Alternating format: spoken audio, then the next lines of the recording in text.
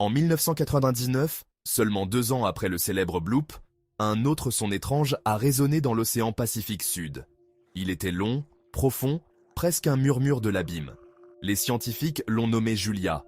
Le 1er mars 1999, le système d'hydrophone de la NOAA a capté un bruit énorme, durant près de 15 secondes.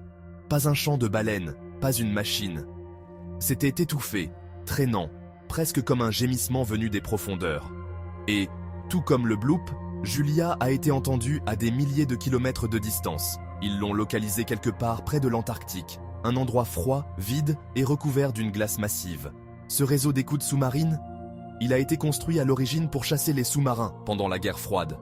Maintenant, il écoute les tremblements de terre, les baleines et les sons mystérieux. Alors, qu'était Julia?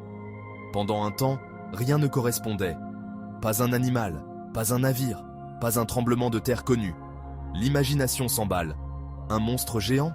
Une base sous-marine secrète? Peut-être un kraken qui se réveille? Finalement, la NOAA a offert une réponse simple. Julia a probablement été causée par un énorme iceberg s'écrasant ou se brisant sur le fond océanique. Un icequake, comme le bloop.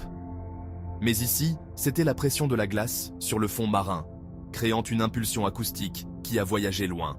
Mais certains scientifiques ont remarqué que le spectrogramme de Julia ne ressemble pas tout à fait aux autres sons de glace.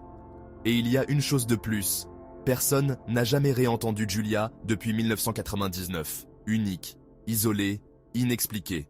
Julia, un nom doux pour un son venu des profondeurs.